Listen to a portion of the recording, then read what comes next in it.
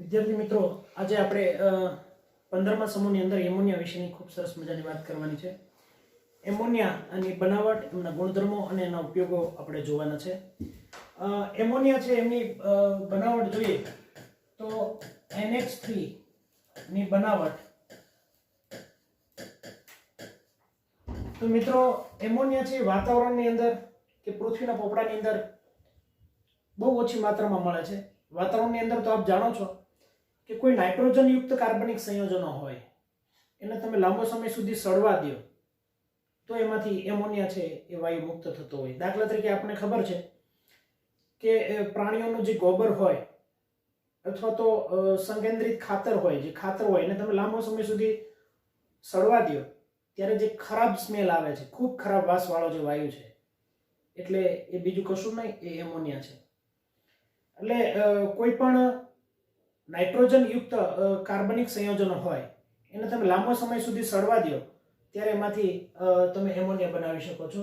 મિત્રો, એમોનિયાની બનાવટની અંદર પહેલું આપણે જોવાનું છે કે સડેલા નાઇટ્રોજન યુક્ત કાર્બનિક સંયોજનોમાંથી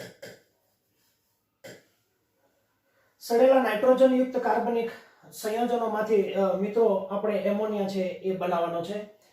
હવે એમોનિયા જે છે એ ખાસ કરીને યુરિયા હોય, નાઇટ્રોજન યુક્ત યુરિન હોય, એમની અંદર ખાસ કરીને યુરિયા હોય. યુરિયાને તમે એનો પાણીની અંદર લાંબો સમય સુધી સડે યુરિયા, એટલે એમાંથી મિત્રો આમાંથી આ બે NH2 છે, બેમાં એક H ઉમેરાય એટલે NH3 બને અને 2H2 આમાં બે હાઇડ્રોજન ઉમેરશો એટલે બે હાઇડ્રોજન ઉમેરાય એટલે NH2 માં બે હાઇડ્રોજન ઉમેરાય એટલે NH4, આમાં બે હાઇડ્રોજન ઉમેરાય એટલે NH4 એટલે NH4 ટ્વાઇસ થાય અને આ બે ઓક્સિજન છે આમાં ઉમેરાય એટલે CO3 બને એટલે આમાંથી આમ બને NH4 ટ્વાઇસ બે એમોનિયા, NH4 ટ્વાઇસ NH2 એટલે એમાંથી NH4 બને અને CO અને બે O આમાંથી એટલે NH4 twice CO3 ammonium carbonate બને. આ એમોનિયમ કાર્બોનેટ જે બન્યો આને કહીશું આપણે એમોનિયમ કાર્બોનેટ. આ એમોનિયમ કાર્બોનેટ બન્યો.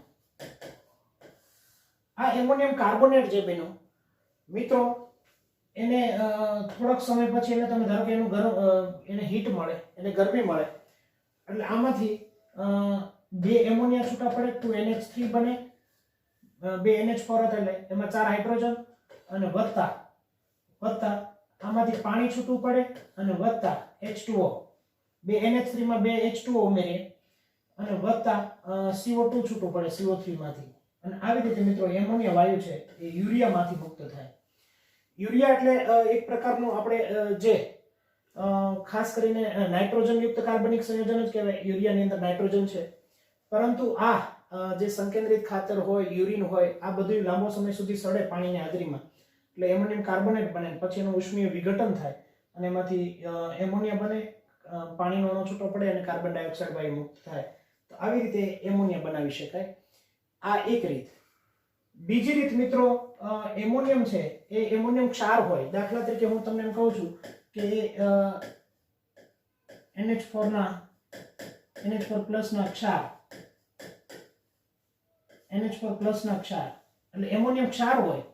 એ એમોનિયમ ક્ષાર જે છે ક્ષાર, દાખલા તરીકે હું તમને એમ કહું છું કે NH4Cl ammonium chloride, NH4 twice SO4 ammonium sulphate,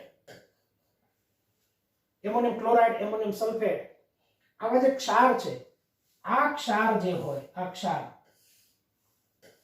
એ ક્ષારની તમે જ્યારે કોઈ પણની સાથે આ ક્ષાર હોય એની તમે ખાસ કરીને NaOH એટલે આલ્કલી બેઝ NaOH સાથે પ્રક્રિયા કરો, COH ટ્વાઇસ સાથે પ્રક્રિયા કરો, કેલ્શિયમ હાઇડ્રોક્સાઇડ સાથે પ્રક્રિયા કરો, તો આવા આલ્કલી બેઝિક માધ્યમમાં આ ક્ષારની તમે પ્રક્રિયા કરો એટલે એમોનિયા વાયુ મુક્ત થાય. કેવી રીતે આપણે જોઈએ.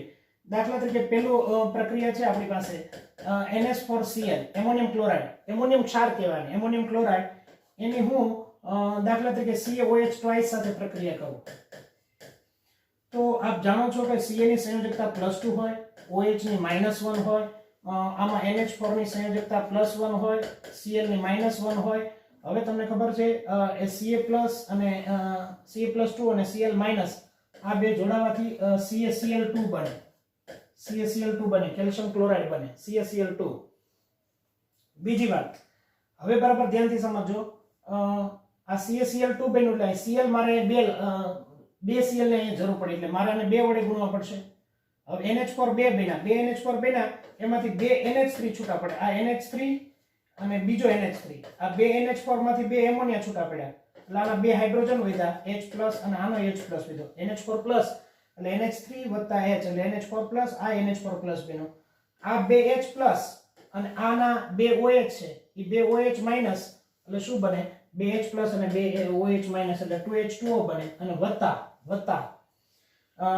2 એમોનિયા છૂટા પડે, 2NH3 + 2NH3 એટલે 2NH3 છૂટું પડે.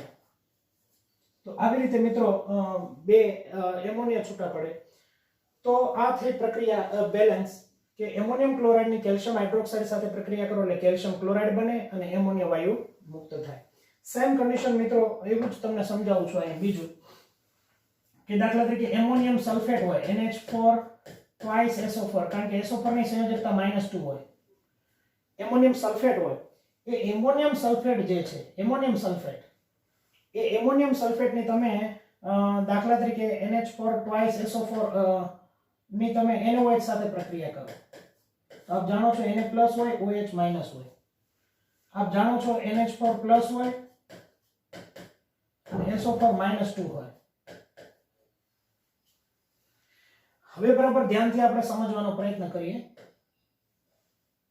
આનો પ્લસ ને આનો માઈનસ, આ બે જોડાશે એટલે શું થશે, તો કે Na2SO4, આ Na+ ને આની સંયોજકતા 2 બને એટલે Na2SO4 બને, એટલે આને હું 2 વડે ગુણીશ, Na 2 છે એટલે. હવે બરાબર ધ્યાનથી સમજો, અહીંથી 2 Na પૂરા થઈ ગયા, 2 SO4 આવી ગયા, આ SO4 2 છે, સોરી Na2SO4 થઈ ગયું. હવે અહીંયા NH4 ટ્વાઇસ છે, NH4 ટ્વાઇસ છે ને હું આમ લખું છું, NH4 2 છે એટલે આમ લખું છું, NH3H અને NH3H એટલે NH4 2 છે. 2 NH4 માંથી 2 એમોનિયા છૂટા પડે, 2 H અને આના 2 OH એટલે મિત્રો 2H2O અને વત્તા 2 પાણીના અણુ વત્તા 2 એમોનિયા એટલે 2NH3 બને. તો આવી રીતે મિત્રો છે એમોનિયા છે એ બીજી રીતે બનાવી શકાય. તો એમોનિયાની આ બંને રીત છે એ બરાબર તમારે લખીને પાકી કરવાની છે. રિપીટ કરું છું, ફરીવાર એકવાર તમે સમજી લો કે એમોનિયા કઈ રીતે બનાવી શકાય. આ તમને સારી રીતે સમજાણો છે, ફટાફટ હજી એકવાર તમને સમજાવી દઉં છું. એમોનિયમ ક્ષારમાંથી બનાવી, એમોનિયમ ક્ષાર જે છે, એમોનિયમ ક્ષારની કેલ્શિયમ ક્લોરાઇડ અથવા સોડિયમ હાઇડ્રોક્સાઇડ સાથેની પ્રક્રિયા,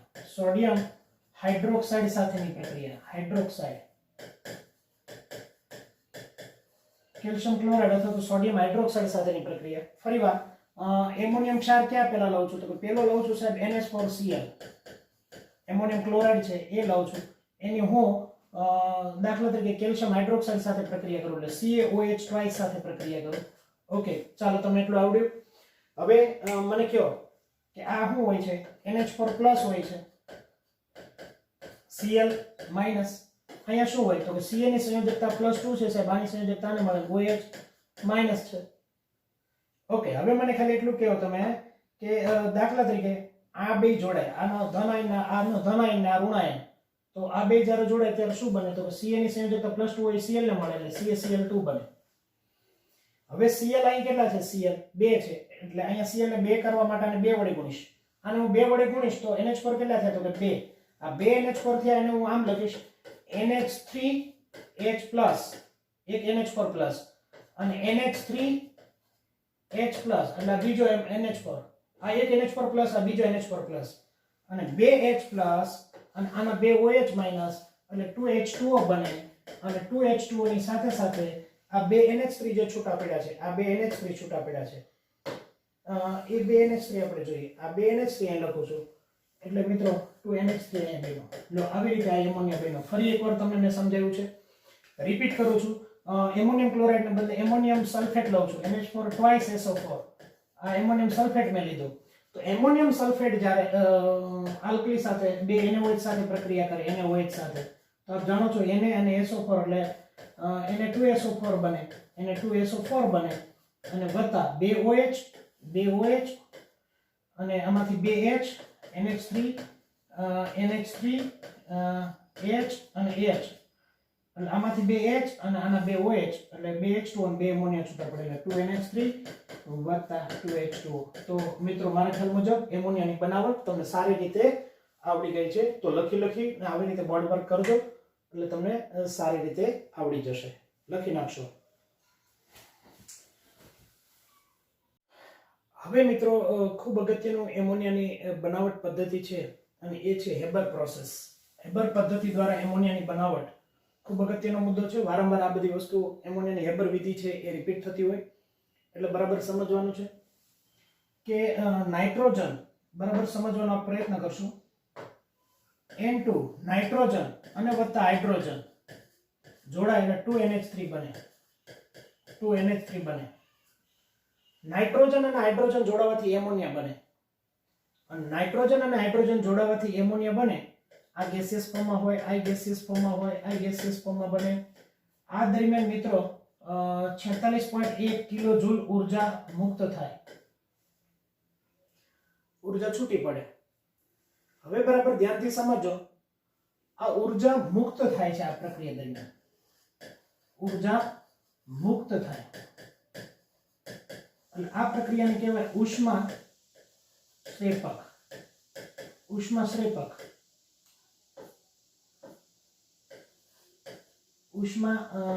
પ્રક્રિયા કહેવાય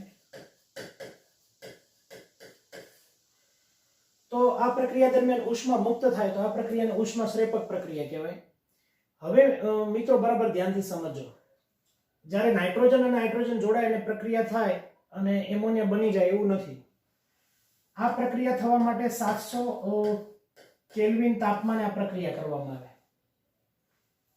ઉપરાંત ઉદ્દીપક અહીં લખું છું બરાબર Al2O3 અથવા તો K2O ઉદ્દીપકની હાજરીમાં આ પ્રક્રિયા કરવામાં આવે ઝડપથી પ્રક્રિયાનો વેગ વધારવો હોય તો પ્રક્રિયાનો વેગ વધારવા માટે આવા ઉદ્દીપકો નાખવામાં આવે છે આ ઉપરાંત બરાબર ધ્યાનથી સમજો આ ઉપરાંત આ ઉદ્દીપક છે એનો વેગ વધારવા માટે એની અંદર મોલિબ્ડેનમ નામનો પ્રવર્ધક ઉમેરવામાં આવે છે હવે એક બહુ અગત્યની વાત મારે તમને સમજાવવાની આ પ્રક્રિયા N2 + 3H2 = 2NH3 46.1 કિલોજૂલ ઊર્જા મુક્ત થાય 700 કેલ્વિન તાપમાન Al2O3 ઉદ્દીપકની હાજરી Al2O3 અથવા તો K2O બે માંથી કોઈ પણ તમે ઉમેરી મોલિબ્ડેનમ છે એ પ્રવર્ધક છે ઉદ્દીપક પ્રક્રિયાનો વેગ વધારે પણ ઉદ્દીપકનો વેગ વધારે એ પ્રવર્ધક મોલિબ્ડેનમ છે હવે બરાબર ધ્યાનથી આપણે સમજીએ મિત્રો શું કહેવા માંગે છે એ બરાબર ધ્યાનથી સમજીએ પ્રવર્ધક શું કહેવા માંગે છે હવે જ્યારે આ પ્રક્રિયા દરમિયાન એમોનિયા બને ત્યારે લ શેટેલિયર શું કહે છે લ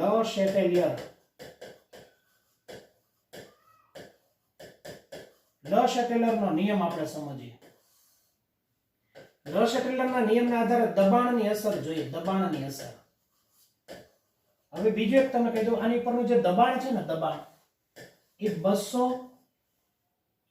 પાસ્કલ અથવા તો 10⁵ પાસ્કલ દબાણ લગાડવામાં આવે 200 × 10⁵ પાસ્કલ હવે તમારે જાણ માટે કહી દઉં છું 1 પા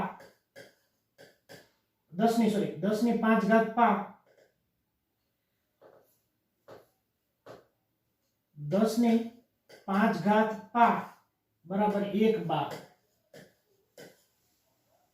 10⁵ પાસ્કલ આના બદલે તમે 1 બાર લખી શકો તો એક વાતાવરણ લખી શકો એટલે બીજી ભાષામાં કેવું હોય તો 200 વાતાવરણ દબાણે 200 એટમોસ્ફિયર દબાણે આ પ્રક્રિયા કરવામાં આવે તાપમાન તો કે 700 કેલ્વિન દબાણ તો કે 200 વાતાવરણ અથવા તો 200 ને એટમોસ્ફિયર વાતાવરણ દબાણે પ્રક્રિયા કરવામાં આવે તો તો દબાણની અસર પહેલી વાત તો હું તમને કરું છું. તો મિત્રો બરાબર યાદ રાખજો, દબાણની અસર વધારતા NH3 વધુ બને છે. આવું લ-શેટેલર ભાઈ કહે છે. તો કે કેવી રીતે? લ-શેટેલરનો નિયમ શું છે? તો કે લ-શેટેલરનો નિયમ એવો છે કે વાયુરૂપ મોલ જે બાજુ વધારે હોય એ બાજુથી અસર લાગુ પડે. અહીંયા N2 + 3H2 સોરી પ્રક્રિયા બેલેન્સ કરવાની N2 + 3H2. હવે વાયુરૂપ મોલ કેટલા? આનો વાયુરૂપ મોલ આ 1 અને આ વાયુરૂપ મોલ 3 એટલે ટોટલ કેટલા વાયુરૂપ મોલ? 4. વાયુરૂપ મોલ 4 છે. અહીંયા વાયુરૂપ મોલ કેટલા છે? 2. તો હવે તમે મને કહેશો, બરાબર ધ્યાનથી સમજો, વાયુરૂપ મોલ છે એ પ્રક્રિયકના વધારે છે નિપજ કરતા. તો દબાણની અસર તમે અહીં વધારો તો દબાણની અસર કઈ બાજુ થાય? વધારે મોલ હોય ત્યાં. તો અહીં દબાણ વધારો એટલે પ્રક્રિયા આમ આવશે એટલે નિપજો વધારે બનશે. ધારો કે પ્રક્રિયકના મોલ કરતા જો આ બાજુ વાયુરૂપ મોલ વધારે હોત તો દબાણની અસર અહીંયા થાય, તો પ્રક્રિયા આમ હાલત, તો એમોનિયા ઘટત. પણ અહીંયા પ્રક્રિયકના મોલ વધારે છે. વાયુરૂપ જોવાના, મોલ ગમે એ મોલ નહીં જોવાના. કોઈ પણ પ્રક્રિયા છે તમને આપેલું હોય એની કન્ડિશન તમે જુઓ અને તમને એમ કે આમાં દબાણ વધારતા શું થશે, તો આના વાયુરૂપ મોલ જોવાના. વાયુરૂપ મોલ જે બાજુ વધારે હોય એ બાજુથી પરિબળ લાગુ પડે. આમાં આ બાજુ વધારે છે તો આ બાજુથી આમ જશે એટલે એમોનિયા વધારે બનશે. એટલે એમોનિયા બનાવવાની દિશામાં હોય. એટલે લ-શેટેલરના નિયમમાં દબાણની અસર છે એ દબાણની અસર વધારતા NH3 વધુ બને છે. આ પહેલી વાત. બીજી વાત બરાબર ધ્યાનથી સમજો, તાપમાનની અસર. લ-શેટેલર ભાઈના નિયમ પ્રમાણે તાપમાનની અસર શું કહેવા માંગે છે? તો કે તાપમાન એવું કહે છે કે T વધે તો NH3 ઘટે. તો સાહેબ આવું સ્ટેટમેન્ટ તો કઈ ટેક્સ્ટ બુકમાં નથી કઈ આપ્યા. પણ મિત્રો યાદ રાખો, આ પ્રક્રિયામાં ઉષ્મા મુક્ત થાય છે. આ પ્રક્રિયામાં ઉષ્મા મુક્ત થાય છે અને તમે ઉષ્મા આપો છો, તાપમાન વધારો છો. તો મિત્રો બરાબર ધ્યાનથી સમજો, T તમે વધારો છો આ પ્રક્રિયા ઉષ્મા શ્રેપક છે. તો ઉષ્મા શ્રેપક પ્રક્રિયા તાપમાન વધતા વેગ ઘટે છે. તાપમાન વધતા વેગ ઘટે છે. બરાબર ધ્યાનથી સમજો, T વધે તો NH3 ઘટે, તાપમાન વધે. આમાં જો આ પ્રક્રિયા દરમિયાન ઉષ્મા મુક્ત થાય છે. હવે જે પ્રક્રિયામાં ઉષ્મા મુક્ત થાય, હવે તમે આનું તાપમાન વધારો એટલે ખરેખર ઉષ્મા નામનું પરિબળ કઈ બાજુ છે? તો કે નિપજ બાજુ. તાપમાન અહીંયા છે. ઉષ્મા શોષક હોય તો તાપમાન આ બાજુ હોય, તાપમાન તમે આપો છો એટલે આ બાજુ હોય. ઉષ્મા શ્રેપક છે એટલે ઉષ્મા છૂટી પડે છે એટલે આ બાજુ મેં લખ્યું. હવે તમે તાપમાન વધારો એટલે ખરેખર શું વધારો છો? નિપજ. તો પ્રક્રિયા કેમ હાલે? તો કે પ્રક્રિયક બાજુ જશે. એટલે આમાં ઉષ્મા શ્રેપક પ્રક્રિયા છે અને તાપમાનની જરૂર નથી, આ તો છૂટી પાડે છે. અને એને તમે જો વધારે તાપમાન આપો તો નુકસાન થાય. એટલે આનું 700 કેલ્વિન તાપમાનથી તાપમાન નહીં વધારવાનું. તાપમાન તમે વધારશો તો એમોનિયા ઓછો બનશે. હા, દબાણ તમે વધારશો તો પ્રક્રિયાનો એમોનિયા વધારે બનશે.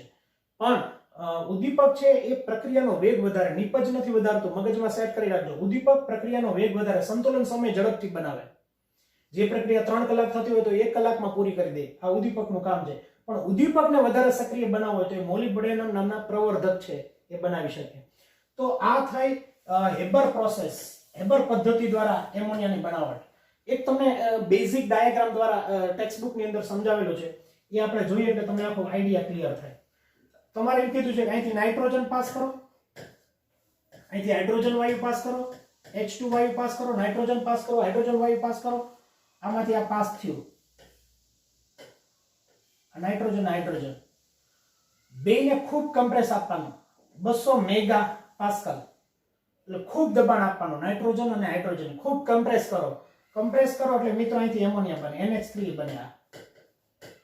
NH3 બનીને એને આ બાજુ પાસ કરવામાં આવે. આ જે નાઇટ્રોજન હાઇડ્રોજન ખૂબ પ્રેશર આપીને આમાંથી પાસ કરો એટલે આમાં Al2O3 હોય, K2O હોય, આવા ઉદ્દીપકો હોય, ઉપરાંત મોલિબ્ડેનમ હોય. આની હાજરીમાં તમે કમ્પ્રેસ કરીને પાસ કરો એટલે મિત્રો આમાંથી એમોનિયા બને. એ એમોનિયા નળી મારફતે આમાં જાય અને અહીંયા અંદર પાણી રાખેલું હોય એટલે પાણીની અંદર આ નળી થોડીક નીચે ઉતારી દેવાની એટલે પાણીની અંદર પ્રવાહી એમોનિયા તમને મળશે, પ્રવાહી NH3. હવે મિત્રો બરાબર ધ્યાનથી સમજો, તમે નાઇટ્રોજન પાસ કર્યું, હાઇડ્રોજન પાસ કર્યું, એક કમ્પ્રેસરની અંદરથી પાસ કર્યું, ખૂબ દબાણ આપ્યું, દબાણ આપવા પછી ઉદ્દીપક ઉપરથી પાસ કર્યું, તો દબાણ અને ઉદ્દીપકની હાજરીમાં આ પ્રક્રિયા કરો. તો અહીં તાપમાને તે 700 કેલ્વિન રાખવાનું. તો 700 કેલ્વિન તમે તાપમાન રાખો છો, આમાંથી એ પાસ થાય, એમોનિયા બને, એમોનિયાને પાણીમાંથી પાસ કરો એટલે એમોનિયાનું જલીય દ્રાવણ બને, એટલે પ્રવાહી એમોનિયામાં દાખલ થઈ જાય. ઘણીવાર છતાં આ પ્રક્રિયા કરવાથી હાઇડ્રોજન અને નાઇટ્રોજન નવરીના જોડાણા ન હોય, તો દાખલા તરીકે આમાંથી નાઇટ્રોજન અને હાઇડ્રોજન પાછા પાસ થાય અને અહીંયા આવે, એ પાછા આ ચેમ્બરમાં આવે, એ ચેમ્બરમાંથી અહીંયા આવે અને પાછું અહીંથી કમ્પ્રેસ આપવામાં આવે, દબાણ આપવામાં આવે, પાછા આમાંથી પાસ થાય. એટલે જે નથી જોડાણા નાઇટ્રોજન હાઇડ્રોજન, એ નળીમાંથી પાછા અહીંથી આમ પાસ થાય, પાછા ચેમ્બરમાં આવે પ્રેશરથી, કારણ કે અહીં ખૂબ દબાણ આપો છો તમે, 200 મેગાપાસ્કલ તમે દબાણ આપો છો, એટલે પાછું એમોનિયા કોઈ પણ સંજોગોમાં એમાં દ્રાવ્ય થાય. તો આવી રીતે મિત્રો એમોનિયાની હેબર વિધિ છે, એ હેબર વિધિ દ્વારા તમે ખરેખર એમોનિયા છે એ બનાવી શકો છો. એટલે એટલું બરાબર તૈયાર કરવાનું છે. લખીને આપણે જોઈએ હવે એમોનિયાના ગુણધર્મો. પહેલી વાત તો એમોનિયા છે એ રંગવિહીન, તીવ્ર વાસવાળો,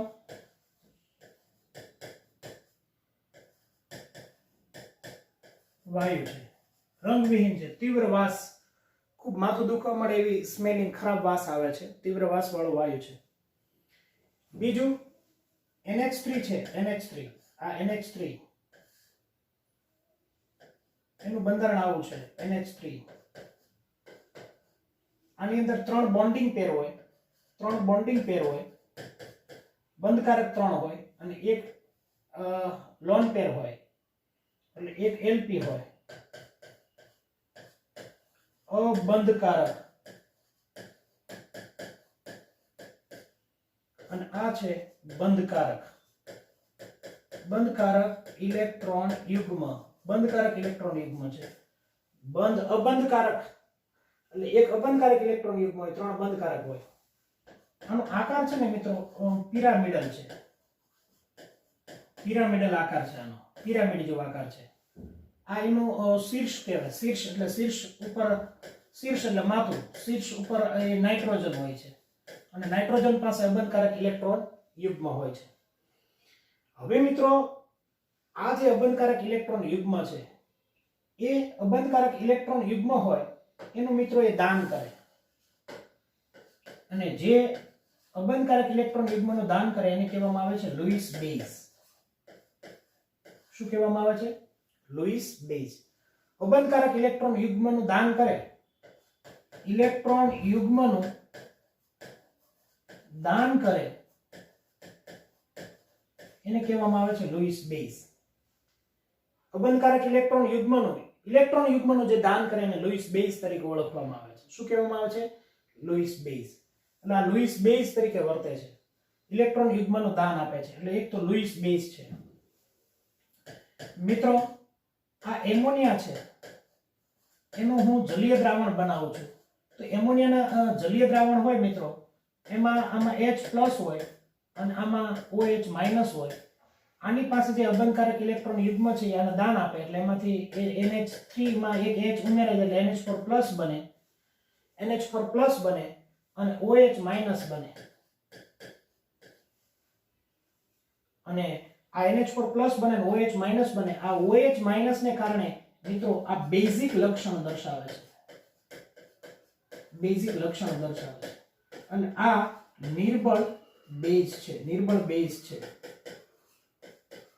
નિર્બળ બેઝ તરીકે વર્તે છે મિત્રો. લુઈસ બેઝ ખરો, ઇલેક્ટ્રોન યુગ્મનું દાન આપે છે એટલે લુઈસ બેઝ બરાબર, પણ નિર્બળ બેઝ તરીકે વર્તે છે, એમાંથી OH મુક્ત કરે છે એના જલીય દ્રાવણમાં, એ નિર્બળ બેઝ તરીકે વર્તે છે. હવે મિત્રો બરાબર ધ્યાનથી સમજો કે એમોનિયા છે એ નિર્બળ બેઝ તરીકે વર્તે, લુઈસ બેઝ તરીકે વર્તે છે. એનું શું સાબિતી? તો કે મિત્રો ખાસ કરીને કેટલીક પરખ કસોટીઓ, દાખલા તરીકે હું તમને સમજાવું છું કે Cu+2 છે એની પરખ કઈ રીતે થાય. Cu+2 છે એની પરખ કઈ રીતે થાય, Ag+ છે એમની પરખ કઈ રીતે થાય. આ પરખ કસોટીની અંદર આ એમોનિયા છે ને, એમોનિયા એટલે કે NH3, એ મિત્રો સંકીર્ણ સંયોજન બનાવે, સંકીર્ણ અને રંગીન સંયોજન બનાવે. એ પ્રક્રિયા હું એટલા માટે અહીં અત્યારે નથી લખતો, બોર્ડ વર્ક થઈ શકે એવું નથી એટલા માટે, પણ આ બંનેની પ્રક્રિયા આપણે તમને સમજાવું છું, Cu+2 ની Ag+ ની. તો એમની સાથે એ રંગીન સંકીર્ણ બનાવે. એમોનિયા છે ને આવા આયનો સાથે રંગીન બનાવે, એટલે રંગને આધારે નક્કી થઈ જાય કે Cu+2 હાજર છે કે નહીં, રંગને આધારે નક્કી થઈ જાય કે Ag+ હાજર છે કે નહીં. એમ એમોનિયા એવા સંકીર્ણો બનાવે, એવા કોમ્પ્લેક્સ સોલ્ટ બનાવે, અને મિત્રો રંગીન છે, રંગીન સંકીર્ણ કોમ્પ્લેક્સ બનાવે. એટલે મિત્રો એમોનિયા છે એમની પરખ થઈ શકે.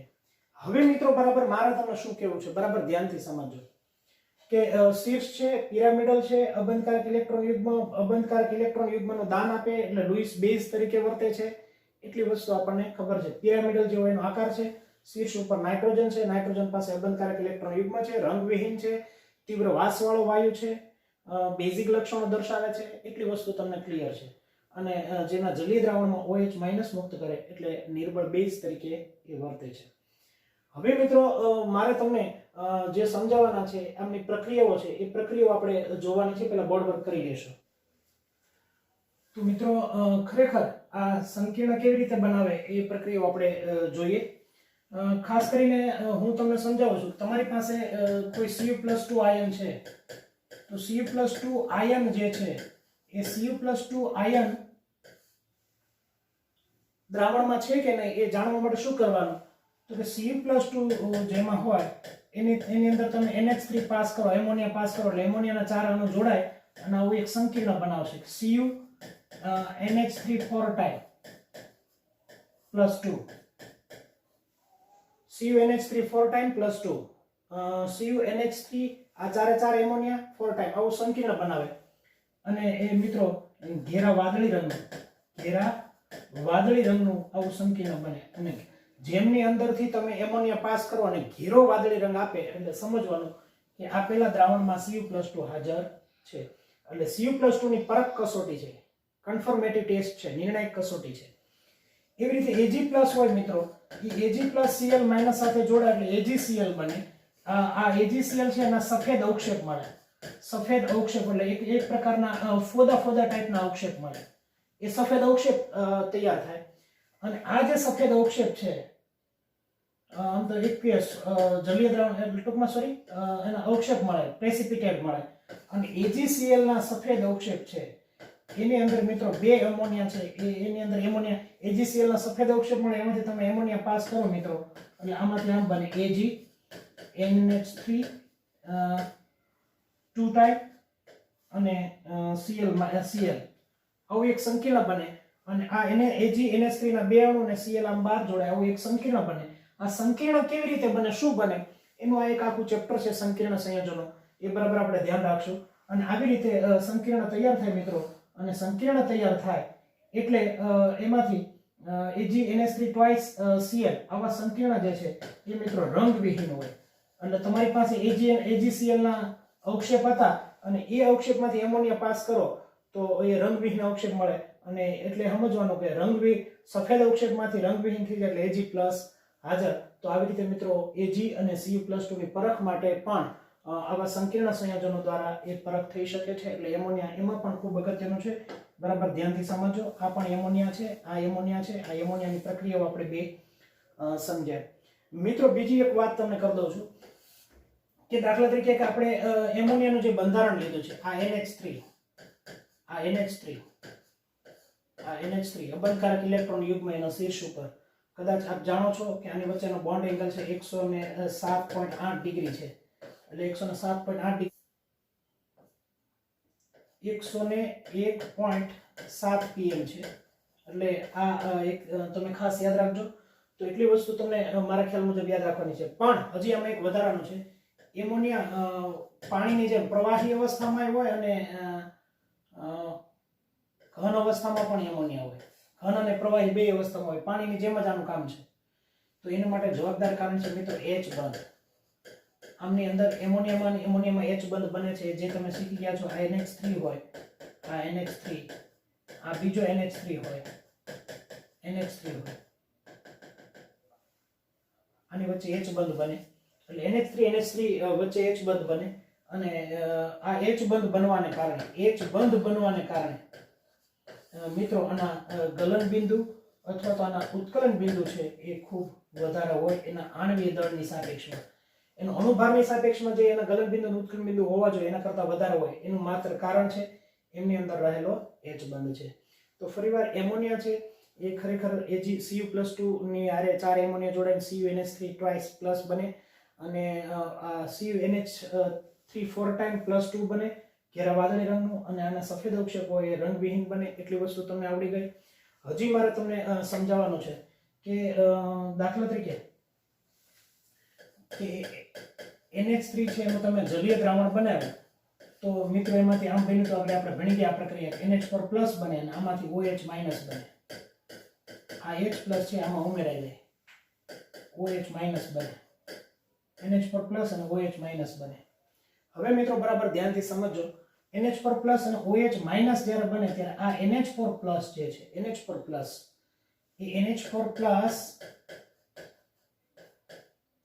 એ દાખલા તરીકે હું આ NH4+ છે એમોનિયમ છે, તો એમોનિયમને હું એસિડ સાથે પ્રક્રિયા કરું. દાખલા તરીકે એમોનિયા છે, જોઈએ આપણે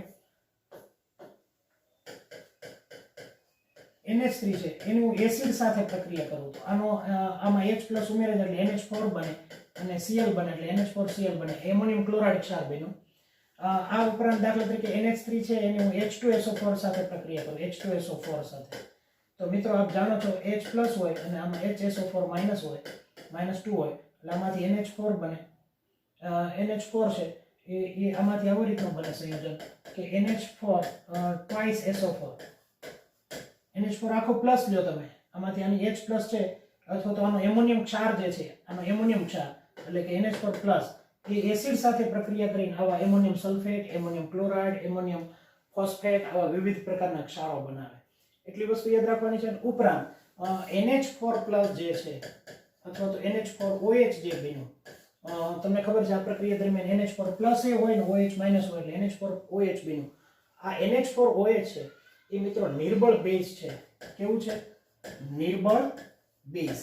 અને આ જે નિર્બળ બેઝ છે એ ધાત્વિય ક્ષાર જે હોય, ધાત્વિય ક્ષાર સાથે મિત્રો પ્રક્રિયા કરે અને એના હાઇડ્રોક્સાઇડ અથવા તો અવક્ષેપો બનાવે. તો કે ધાત્વિય ક્ષાર ક્યાં ક્યાં? તો કે સાહેબ એક ZnSO4 અને બીજો તો કે FeCl3. આ ધાત્વિય ક્ષાર જે છે એની સાથે NH4OH છે એ મિત્રો પ્રક્રિયા કરતો હોય. એ આપણે પ્રક્રિયા જોઈએ, પણ એટલી પ્રક્રિયા બરાબર લખી નાખો કે એમોનિયા છે એસિડ સાથે પ્રક્રિયા કરી HCl સાથે પ્રક્રિયા કરો તો એમોનિયમ ક્લોરાઇડ બને, H2SO4 સાથે પ્રક્રિયા કરો તો એમોનિયમ સલ્ફેટ બને. તો એમોનિયમ ક્લોરાઇડ અને એમોનિયમ સલ્ફેટ જેવી પ્રક્રિયાઓ છે ટૂંકમાં આવા એમોનિયમ ક્ષાર બનાવે. એમોનિયા એસિડ સાથે, ગુજરાતીમાં એમોનિયા એસિડ સાથે પ્રક્રિયા કરીને HCl એમોનિયા એસિડ સાથે પ્રક્રિયા કરીને એમોનિયમ ક્ષાર બનાવે છે.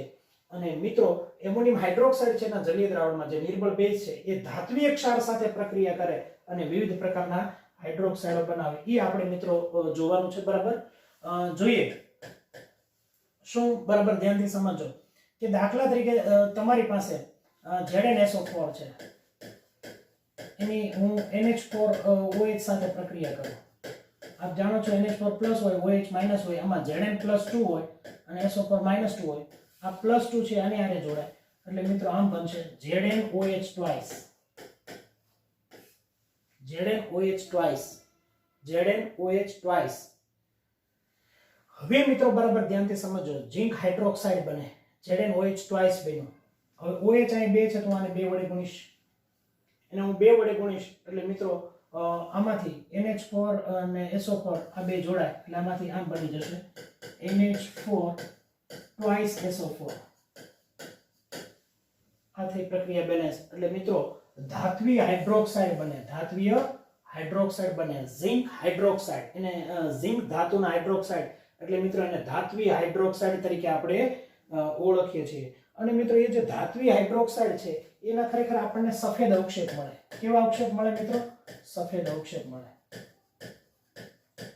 હવે મારે તમને જે સમજાવવાનું છે કે FeCl3 હોય, FeCl3 આની હું NH4OH સાથે પ્રક્રિયા કરું. પ્રક્રિયા બેલેન્સ નથી આપી પરંતુ મિત્રો Fe2O3 ઇન્ટુ X પાણીના અણુ આની સાથે જોડાય અને વત્તા આનો NH4+ અને Cl- જોડાય એટલે NH4Cl બને, એમોનિયમ ક્લોરાઇડ બને, એમોનિયમ સલ્ફેટ બને, એમોનિયમ ક્લોરાઇડ બને. બેલેન્સમાંથી ચિંતા નહીં કરતા, બેલેન્સ નથી કરવાની. તો મિત્રો આવા ક્ષાર જે બને છે આ તમને ખબર છે આમ તો ખાસ કરીને કાટ જે હોય, કાટ તપકીરિયા રંગનું હોય, તો કથ્થાઈ રંગનું હોય છે. એ કથ્થાઈ રંગનો આપણને જે કાટ જોવા મળે છે એ કાટ આવી રીતે બનાવી શકાય. એટલે આવા નિર્બળ બેઝ સાથે પ્રક્રિયા કરીને ધાત્વિય ક્ષારો છે એ આવી પ્રક્રિયા થતી હોય. અને હવે મિત્રો મારે તમને સમજાવવાના છે NH3 ના ઉપયોગો. તો ઉપયોગો છે મિત્રો એ ખાસ કરીને ખાતરો છે. ખાતર ફર્ટિલાઇઝર ની અંદર એમોનિયા ખૂબ અગત્યનો છે. તો કે ખાતરમાં એમોનિયમ ક્લોરાઇડ છે, એમોનિયમ સલ્ફેટ છે, NH4 twice SO4 ammonium sulphate છે, એમોનિયમ ફોસ્ફેટ એટલે NH4 3 time PO4 ammonium phosphate છે, ammonium sulphate, ammonium phosphate, ammonium chloride. આવા ખાતર, આ જે મેન ખાતરો જે છે એ ખાતરની બનાવટમાં ખૂબ અગત્યનો છે. આ ઉપરાંત મિત્રો નાઇટ્રોજન યુક્ત અકાર્બનિક સંયોજનો, અકાર્બનિક અને કાર્બનિક સંયોજનોમાં ખૂબ અગત્યનું છે એમોનિયા. કાર્બનિક સંયોજનમાં દાખલા તરીકે હું તમને સમજાવું છું. અકાર્બનિક સંયોજન તો કે નાઇટ્રિક એસિડ HNO3 આપણે ભણી ગયા છીએ આની પહેલા. નાઇટ્રિક એસિડ એ ખૂબ અગત્યનો ઘટક છે, ખૂબ અગત્યનું સંયોજન છે. અને આ ઉપરાંત કાર્બનિક સંયોજનો છે એમની અંદર નાઇટ્રોજન યુક્ત કાર્બનિક સંયોજનોમાં ખૂબ એમોનિયા છે એ અગત્યનો છે. આ ઉપરાંત છે પ્રવાહી એમોનિયા NH3 લિક્વિડ. પ્રવાહી એમોનિયા છે એ મિત્રો પ્રશીતક તરીકે, પ્રશીતક એટલે મિત્રો કુલંટ ઉત્પન્ન કરવા માટે, ઠંડક ઉત્પન્ન કરવા માટે પ્રશીતક તરીકે મિત્રો ખૂબ અગત્યનો છે. તો એટલી વસ્તુ તમે સારી રીતે સમજી શકો છો. કાર્બનિક સંયોજનોમાં એમોનિયા છે લિક્વિડ ફોર્મમાં પ્રશીતક તરીકેનું કામ કરે છે. તો મારો કહેવાનો અર્થ આટલું એમોનિયા છે બરાબર લખી અને પાકું કરજો. Thank you, have a nice day.